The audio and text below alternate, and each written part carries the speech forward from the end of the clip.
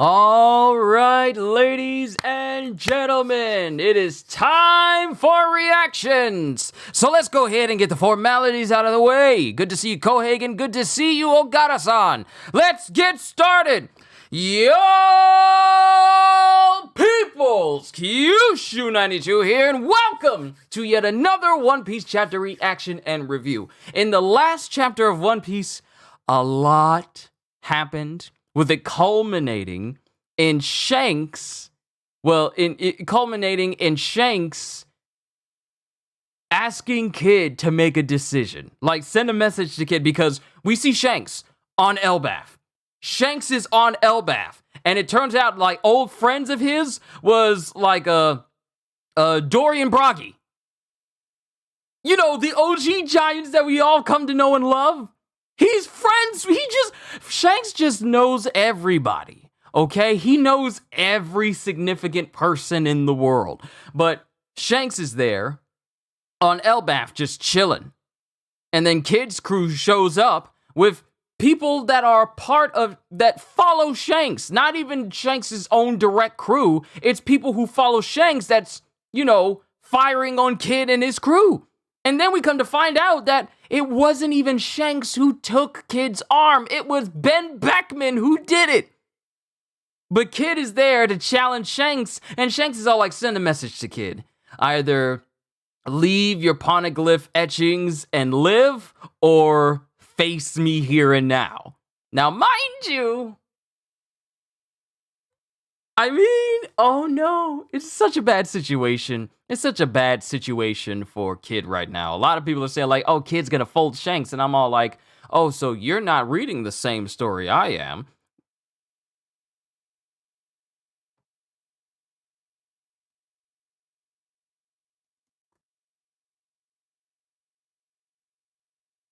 That is one thing I forgot to turn. It's a good thing I did. It's a good thing that I'm still in the intro before my voice was completely out of sync while I read that. People actually said that. People have been putting polls up. I don't know if they joking. Don't worry, Kohagen, I fixed it. I forgot to set it back after I did my last gaming stream. Because in order for my audio to sync up with what happens on the game, I turned it up there. But I put it back to normal.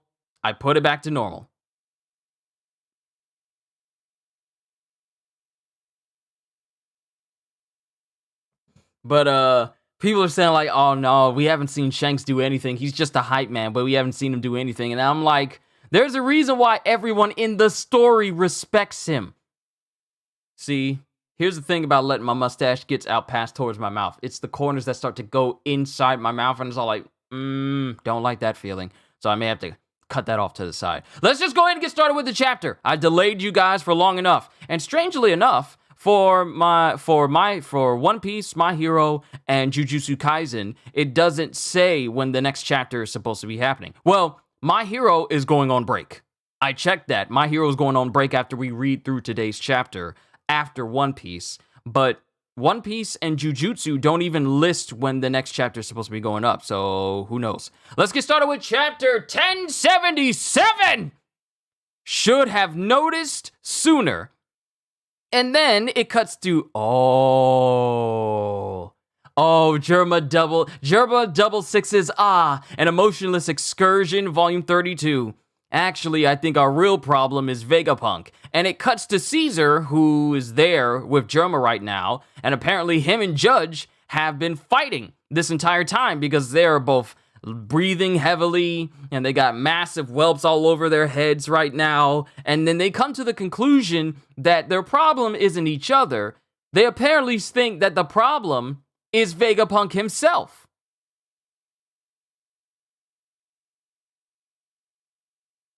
So they're basically, I think our real problem is Vegapunk. Vegapunk is the source of all of their woes, because, you know, they've worked hard to be scientists in their own right, but Vegapunk is the one who trumps them every single time, and they always play second, third, and fourth fiddle to the smartest man in the world. So, who knows what will happen in the next Germa Double Six's an emotionless excursion if Caesar and Judge team up to go and take on Vegapunk?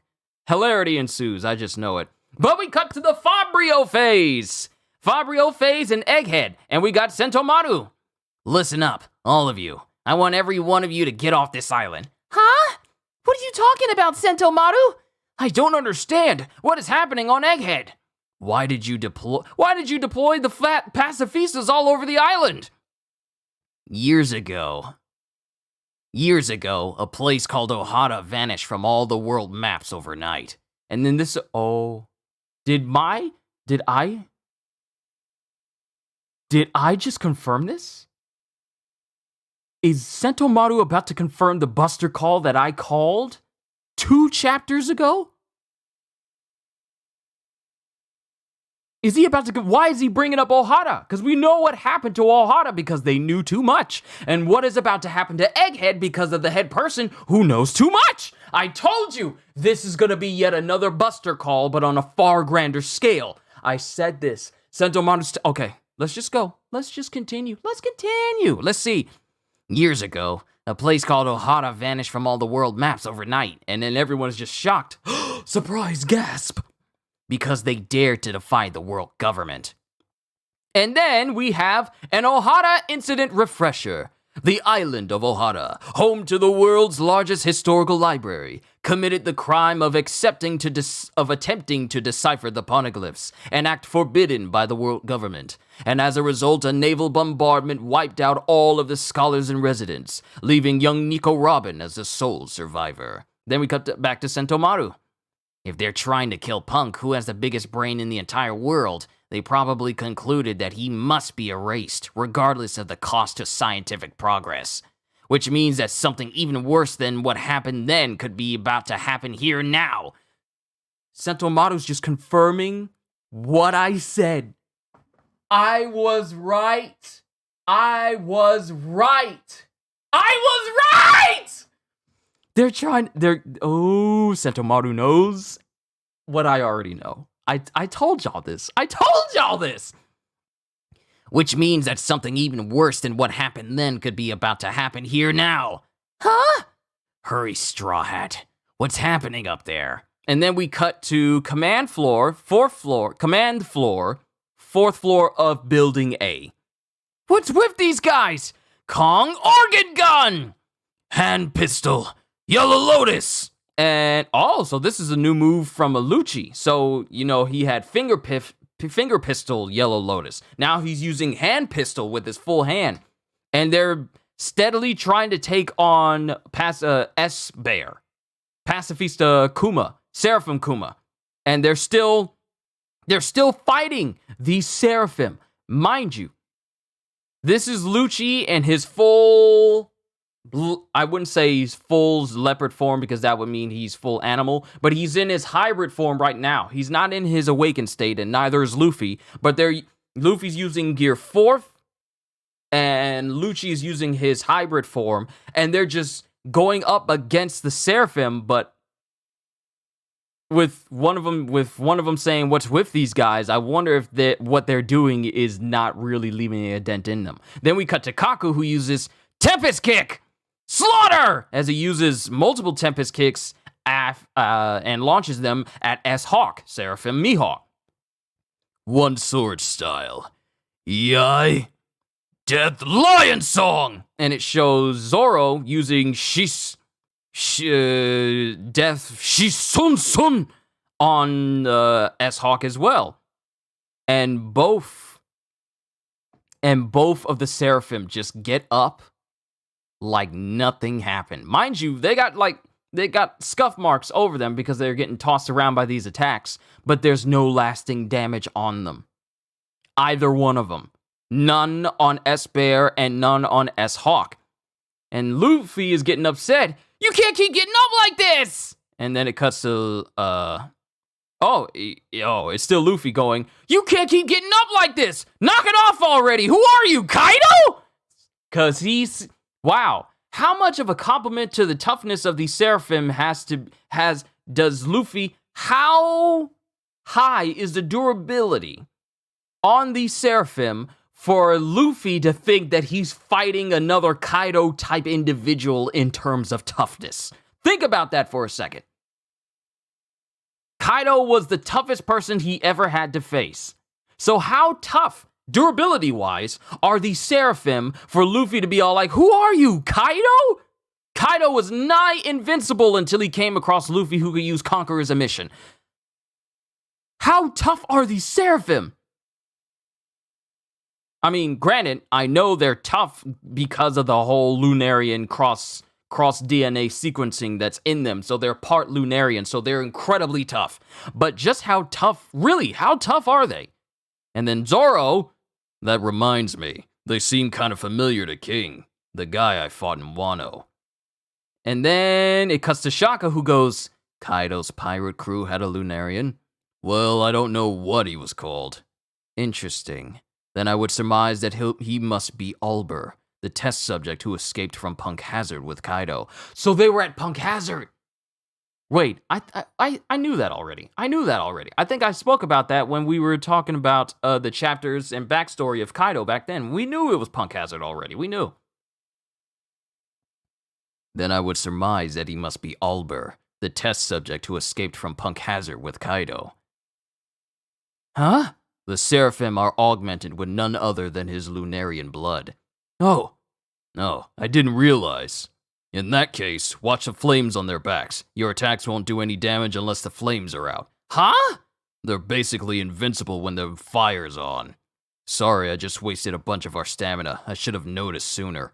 Wow, okay. So these Seraphim, as long as that flame, just like King, as long as that flame is on their back, that everything that the entire squad of them is doing right now is doing next to nothing. But at least we already knew that King had a part to play in the way that the Seraphim are just based on their appearance, like their darkened skin, their hair, and the black wings with the flames on the back. We already knew that King had a part to play, but it's nice to have that full closure from Shaka saying like, oh, that must have been Ulber, who is King.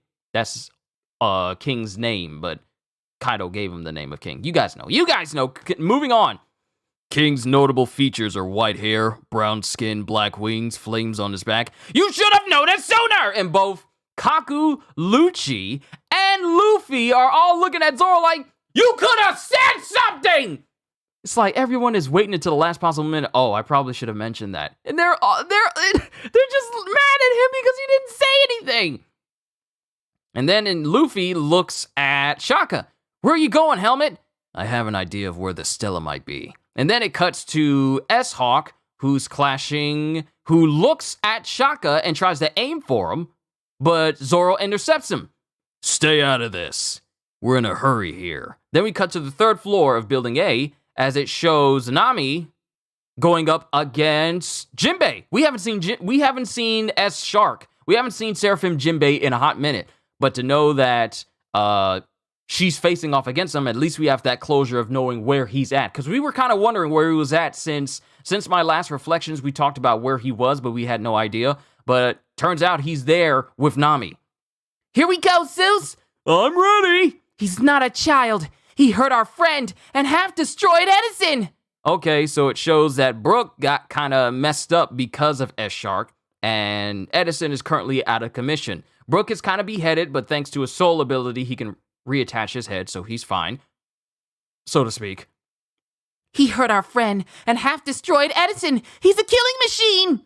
And Edison is, kind of on the fritz. He's not cute. He's not a child. That's right, Nami. Don't hesitate. Close your eyes if you need to. Just shoot me out and I'll do all the rest. Lightning blast. And then it shows Zeus going straight through Jinbei, like in a lightning spear type attack. He just phases through Jinbei with a massive trail of lightning going through him. And S-Shark falls over. And Nami, still closing her eyes to it, goes, I'm sorry, Jinbei. I'm sorry, Jinbei. And then S-Shark falls to the ground, but he goes into the ground. Like he splooshes into it, like in a bloosh, like bloosh. So he's not down. For his Devil Fruit power to still be active, and for him to consciously allow himself to swim into the ground, he's still conscious. That lightning blast didn't do any lasting damage to him because he just went under. But Brook noticed and goes, "Bloosh? He sank under again, didn't he? Look out, Nami! He'll come up from below!" And then it cuts to Nami, who's looking back going, "Huh?" And then Zeus goes, "That didn't work!" And then it shows Jinbei, who's right behind Nami. This is like a parallel to what happened the last time Jinbei went up against Nami. I keep feeling this part of my mustache go into the corner of my mouth. I'm going to shave that off before the next stream. And then as it shows S-Shark get close to Nami, Brook goes, "Our body."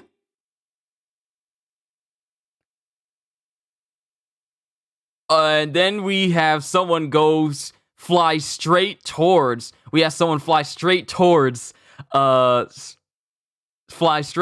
S-Shark going, "Article 1 of the Sanji Tuition.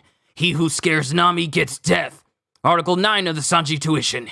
He who makes Nami scream gets raw heat strike." And it's Sanji who just comes sailing in with a super drop kick, sending S-Shark flying into the distance with enough force that where he lands explodes. "Sanji! Are you hurt, Nami? Don't worry, I'll finish him off. I warned you, you little brat. I don't care if you're a kid or Jinbei. You get the death penalty, Jinbei Jr." And then that's Sanji and them dealing with S-Shark.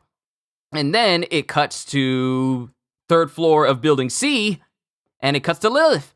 "You'll pay for turning York to stone! Bubble gun!" And it cuts to Lilith using her bubble gun to shoot a bubble at...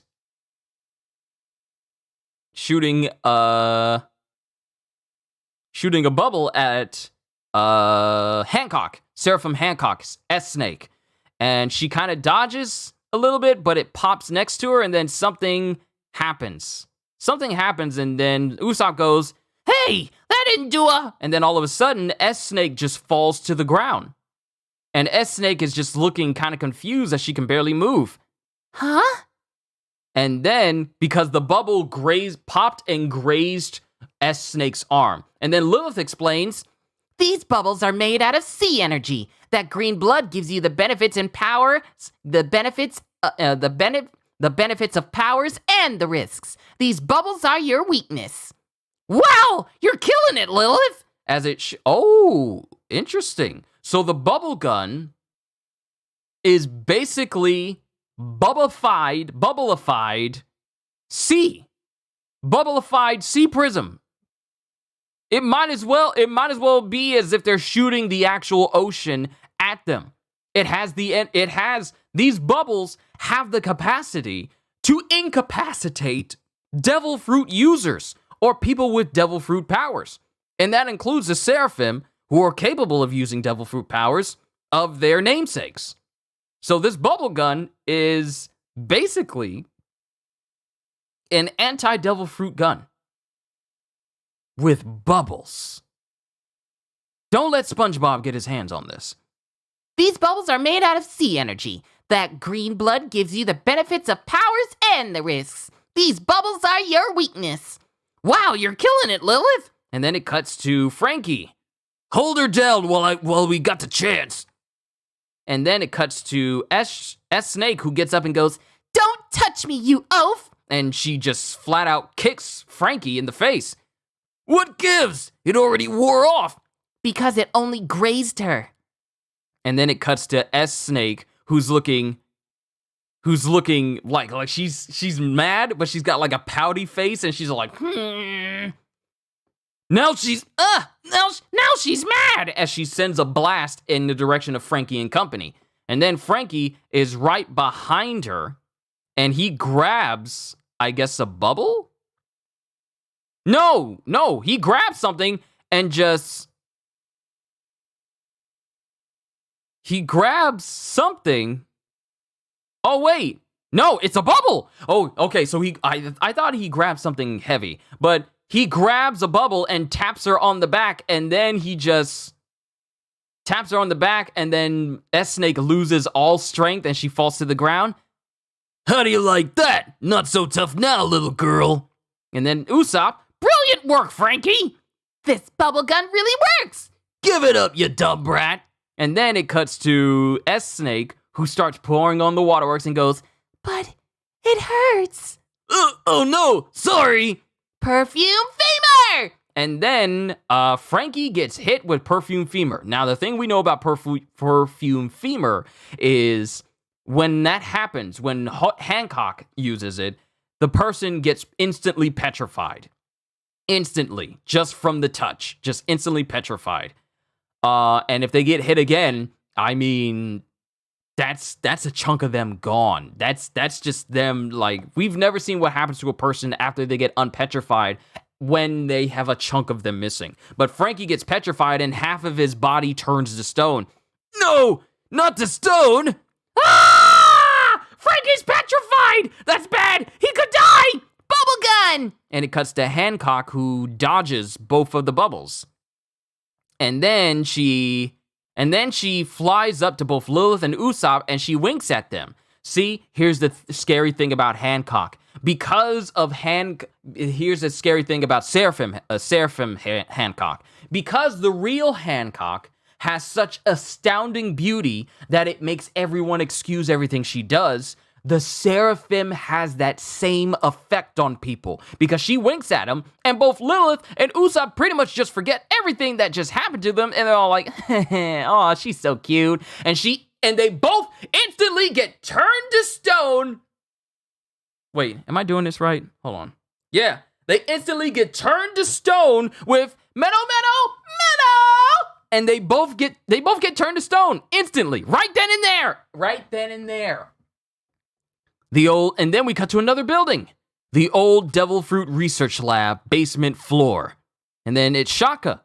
Oh, and it's Shaka. It's Shaka. Huh? Who's there? Huh? Oh, wait. Huh? Who's there? Are you the culprit? Let us out of here. Okay, so he's come across the cell where the CP agents have been, including where the Stella is. Let us out of here. It can't be. Are you the Cypherpole agents who visited a while back? Why are you here? Help us! I don't want to die! Shaka! Stella, so you were here. Who did this to you? I'm glad you're safe. I'll get you out. Hey, Shaka! Who came with you? Pardon? And then there's a click sound, and yo!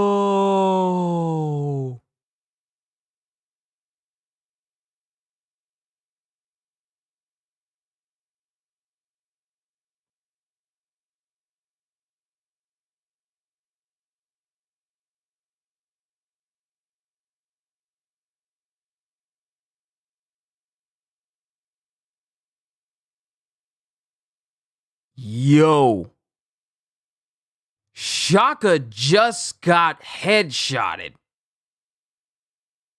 Someone aimed their gun and shot Shaka straight in the face.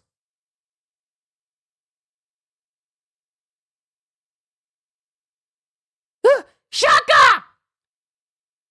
He's been shot! Who just did that? And it shows Shaka, unmoving, laying in a pool of his ever-expanding blood. And then we just hear a kitung, kitung, kitung. And then as we hear these footsteps coming down the stairs, we see Vegapunk's face, and he looks absolutely terrified. Who is this? Is this Jay Garcia? This can't be. Who is it? Who shot Shaka?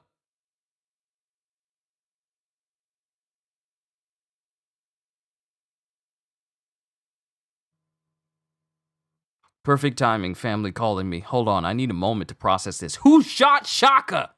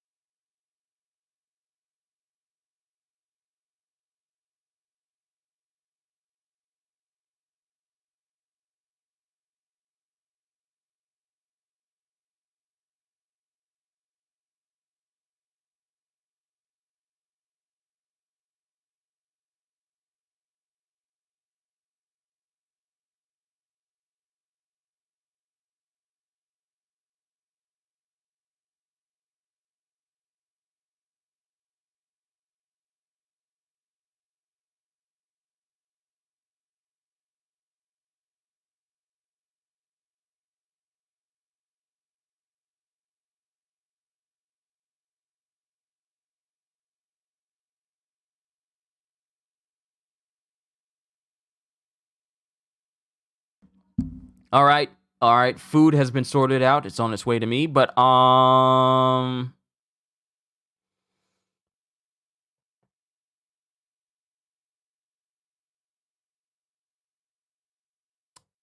okay. So we got the Seraphim facing off against different members of the Straw Hats. We got S-Hawk, S-Bear still contending with Luffy, Lucci, Kaku, Zoro. And it's only until just now that Zoro's realizing, hey, these people are just like kings, so we're gonna have a little bit of trouble. Sorry I didn't say that sooner, much to the ire of the other three. Then we have Nami versus S-Shark, who we haven't seen, but now we know where he's at. And she zaps him with lightning blast, but he goes underwater again, and he goes through the floor, swimming through the floor again, and before he does anything to Nami, Sanji comes in with Raw Heat Strike. Now, I can't tell if Raw Heat Strike is a move that uses Ifrit Jamba, because I don't think we've ever seen Raw Heat Strike before. I could be wrong. And this is just a move that we haven't seen in a while, but I'm absolutely sure that we haven't seen Raw Heat Strike. Hold on.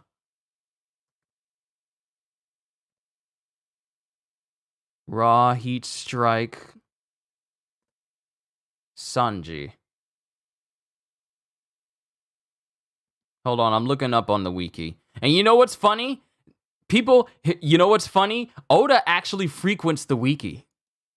Because sometimes Oda forgets stuff, so he goes to the wiki to get reminded of stuff that he's done for the series of One Piece. So, yeah, if you ever feel like the One Piece wiki is just like fan-made and then it's just people making up stuff, or maybe it's not as legit, if Oda goes to be reminded of the stuff he does, then it's legit. Oda frequents the fan-made wikis of One Piece. So, it's cool. But let me see. Have we seen Raw Heat Strike before? Hold on. Let me actually read your comments. Let me read all the comments. Ohio Gata-san, CJ, Kohagen, Ozzy, Neil Johnson. Good to see you guys. Good to see you. People who are saying that Shanks is a hype character were the same people who said that Roger was legendary because of his crew. That was until they saw the Odin backstory and the fact that... we've seen only one attack from Roger, and it's like, oh, so everything that we've seen Odin do, yeah, doesn't mean much. I should go for the classic Liu Bei mustache. Nah. The building had PH labeled on it. Yeah, we knew that back in 1035. Yeah, it did. We did. It's just that I had a brain fart, Ogata. I had a brain fart as like, did we know that King came from Funk Hazard? But yes, we talked about that extensively. I remember now. It was in one of my past reflections, but that we came to that conclusion. I just had a momentary lapse in memory concerning that, but I remember. All sympocracies need a clear Sanjitution. And another thing, if Shanks is just hype, do you really think that Kaido would put him on the same tier as Roger, Newgate, Zebek, and Odin? Or Zebek, or Zebek? I think it's Zebek. I think I've been pronouncing Zebek wrong this entire time. But, yeah. For people who think Shanks is just a hype character, Kaido wouldn't put him on the same list as these really super powerful individuals in One Piece. If Shanks was just hype. Again, sorry, poor little Boa. Still poor little Boa. Nah. You ain't getting me with them puppy dog eyes. Please get this bubble off of me because I'm beautiful. And that, I mean, as it stands right now, Usopp and Lilith basically just got turned to stone. All right, so we got Frankie, who's been partially turned to stone. I don't know if fully. Edison is currently out of commission right now. Brooke is fine. Usopp and Lilith turned to stone. We don't know the current whereabouts of Robin, Chopper, and Atlas. They're the only ones who haven't been accounted for in this chapter. And Jinbei is supposed to be traveling... Wait, who was Jinbei traveling with?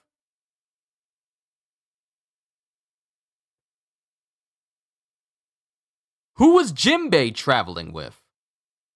Robin and Chopper are with Atlas, but who was Jinbei traveling with? I can't remember where Jinbei is.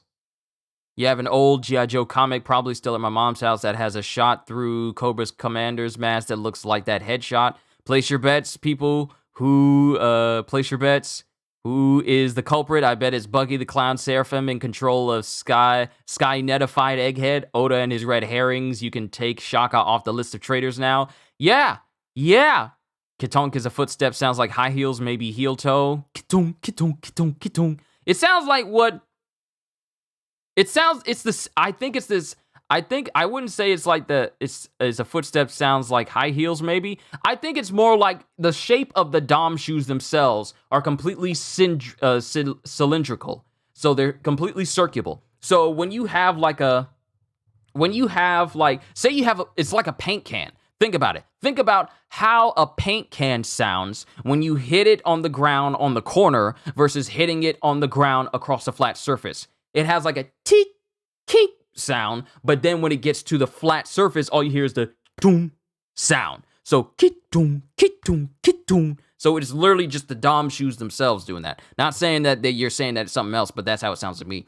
The Kitonk sound is the exact same one used when Pythagoras was attacked. Exactly. Whoever tried to blow up Pythagoras is the one who just shot Shaka. Whoever it is already has Dom shoes on.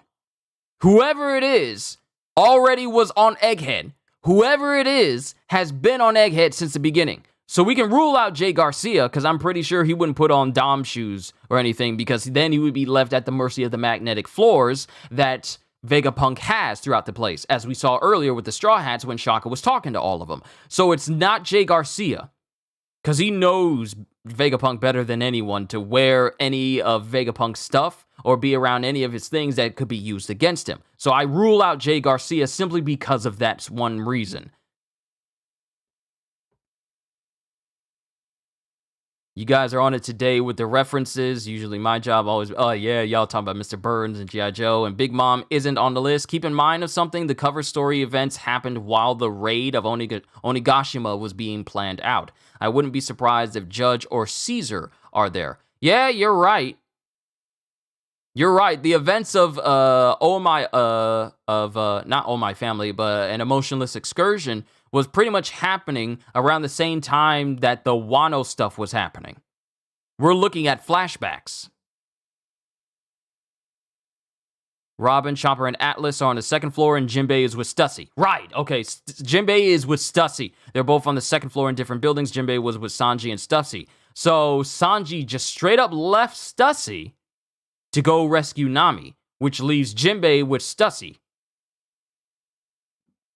All right, so we have an account of where everyone is at. Now the question is, here's the thing. Shaka gets down into the space where we see everyone at, where the CP's agents are and Stella is. That is the Devil Fruit Research Lab. That's the lab where all the Devil Fruits get researched. How Vegapunk was able to reverse engineer Kizaru's Pika Pika no Mi to turn it into the blast that all the pacifistas use. Everything that has to deal with devil fruits that came from Vegapunk happened in that space. So now the question is, Shaka gets down there with Stella and immediately gets shot in the face. He gets down there and he finds him, so we just lost a satellite. We fundamentally just lost. I feel, although along with Frankie, is he still good? I could see Robin fighting S-Snake since she finds ugly things cute. Along with Frankie, is he still good? I don't know what's going on with Frankie, because it has to be the Devil Fruit user who dispels the petrification on the individual, as we learned when Hancock went up against Blackbeard. Now, I don't know what happens when you're partially petrified. Does it continue to spread across the body? as like a slow spreading virus, or do you just have that part of you that just remains solid stone? Now, mind you, we've seen this example beforehand, but we've also seen these same individuals, and this was during the Marineford War. During the Marineford War, when people got hit with Hancock's perfume femur, they were already broken off. Like, they got hit by it, people were getting hit, and then part of them were just straight up broken off. They weren't just completely petrified. Part of them were missing pieces of their bodies from the petrified parts because of the force of the blow that Hancock exhibited. With Franky, he's still completely whole, but still slightly turned to stone. So, matter of fact, let's do this. Let's do a little research here. We're doing a little bit of devil fruit research here, which I don't mind doing. I love reading up on the pages of devil fruits and their powers. Also, recently, we found out what the Meadow no Mi looks like. It looks like 2 devil fruit cherries, like devil fruit cherries that are shaped in the heart, that are in the shape of hearts. And the swirl designs on them are like hearts with swirls that go into the middle. And the colors happen to be the colors that Boa Hancock wore in both of her appearances. The first red appearance when we were first introduced to her, and her purple appearance when I believe she went to Impel Down in her purple dress. So these devil fruits pretty much emulate the colors of Hancock's own clothes. So if we go down here to Perfume Femur,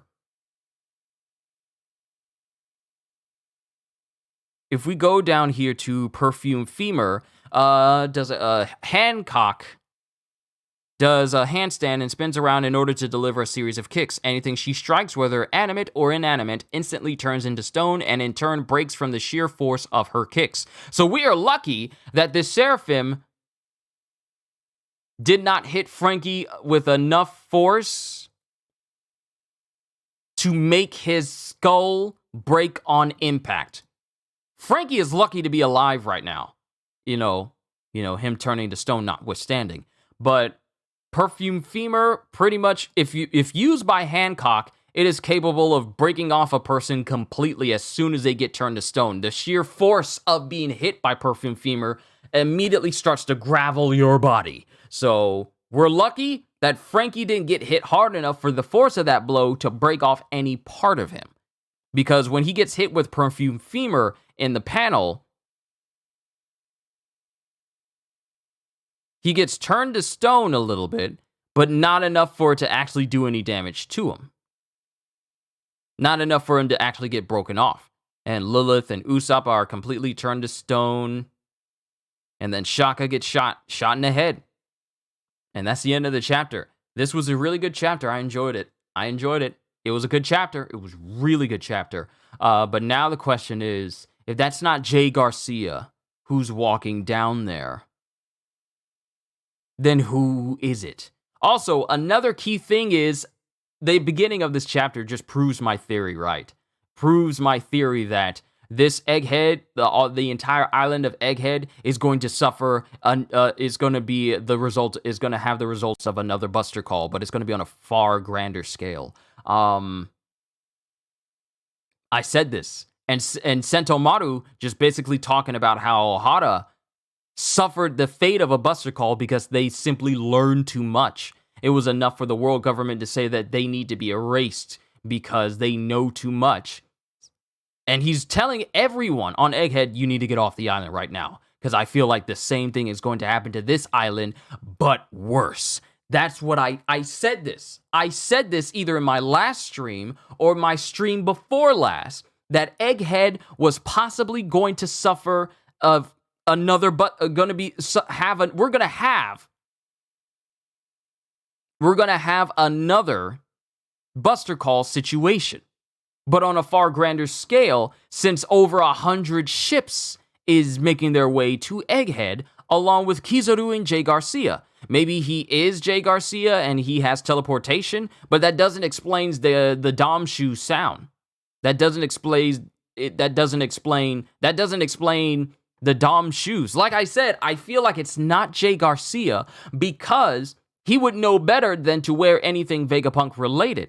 Because the Dom shoes are subject to like commands from Vegapunk to like stay magnetized to the floor, since the entire floor is magnetized. And if Vegapunk doesn't want anyone to move, all he has to do is just magnetize a person's Dom shoes. I feel that would put Jay Garcia at a disadvantage, which is something that the world government just doesn't do for themselves, is put themselves at the disadvantage of someone else.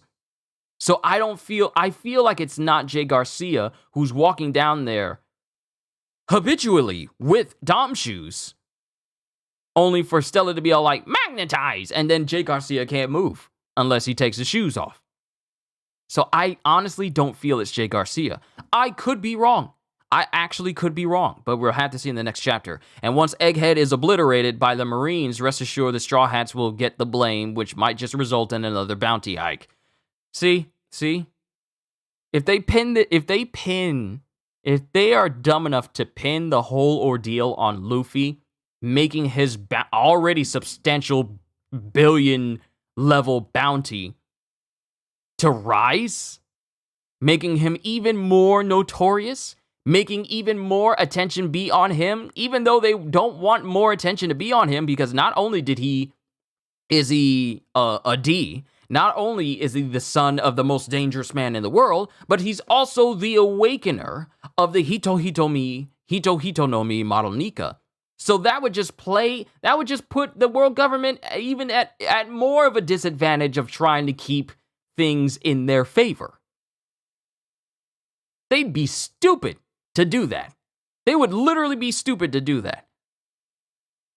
But then again, they've made some dumb decisions that they thought would work in their favor in the past, so I wouldn't be surprised if that happens. Hopefully, Luffy will be $1 billion higher than Law and Kid, while Shanks and Blackbeard get bounty boosts as well when they fold them. Like, here's my thing. We still haven't gotten back to Blackbeard and Law! That's still one thing we haven't seen since we left Wano. No more than like a chapter or two after we left Wano, we got Law versus Blackbeard, and we haven't seen the results of that. But that's what's going on with Blackbeard and Law. Hopefully, Oda will address that soon this month, and only then will Teach take Luffy seriously as a threat because he still underestimates him. No, that's the thing about Teach. For all the preparing he does, he still underestimates people who he thinks are beneath him. Ever since he got his hands on the Yami Yami no Mi, I mean, he knows the risks of using that devil fruit, but it's more than worth it when you can just grab onto a devil fruit user and nullify them and then just use his overwhelming strength to just beat them into submission. Ace knew this. Ace knew this for a fact, but he always is so quick to think that his plans are going well enough that he doesn't think about what happens if this happens. He doesn't think that way, which is why he almost died when Whitebeard almost cleaved him in half just straight across the chest. Or he can be very calculated, but at the same time overconfident. This dude has almost suffered death multiple times. Before even everything that happened in Marineford, he almost died to Magellan. He almost died to Magellan and his poison. If it wasn't for Shiryu giving him the antidote, Teach wouldn't have made it as far as level 6. He would have died then and there, and then the whole Marineford War would have possibly gone a whole lot differently. But that's Teach. That's Teach. That's Blackbeard. We'll cross that bridge when we get to it. Overall, this was a very interesting chapter. I am anxious to know who is this infiltrator that is here on Egghead who just shot Shaka. Shaka's gone. Shaka's dead. He got shot in the face. So I don't know where we go from here. And we still got Jewelry Bonnie, who's still trying to mess with her father's memories. There's still a couple of loose ends to tie up on Egghead. Thankfully, it's not as substantial as Wano was during the whole raid of Onigashima, but there's still some loose ends to tie up. Hopefully, we'll tie up a lot more before this month is over. So, yeah. And I can't even tell if we're going on break because it doesn't even list the next chapter, so I have to see. Shaka's fine. He'll be back in a couple of chapters, and we still haven't seen his face. Like, look, I don't know. We'll have to see. Hopefully, we'll we're hopefully Viz updates their page so it lets us know when this next chapter goes up. So that way I don't schedule or misschedule the next stream for One Piece the next time. But that's where I'm going to call it a session for everyone here. All I want to say to everyone here is thank you for bringing this channel ever closer to 4,000 subscribers. I am literally less than 30 people away. Less than 30 people. That's something. I was looking at it like I'm less than 100. Then, not too long ago, I'm less than 50. And now, I'm less than 30 people away from this channel reaching 4K. So I just want to say thank you. All the years of service of my moderators, I just want to say, and these people, they're not paid by me to do any of this stuff. They're just doing this of their own free will, and because I trust them to do this. But I want to thank all my moderators, all my members, all my subscribers, and even if you're new here, all I can say at the end of the day is, hope you all enjoyed. Can't wait to see you all in my next video. And if you're new to the channel, and you enjoyed what you saw here today, then like, subscribe, share this stream with everyone you know, because the more the merrier. And maybe even consider becoming a member, because I am always looking forward to entertaining you. So have a fantastic day, and once again, as always, later peoples, on to My Hero Academia!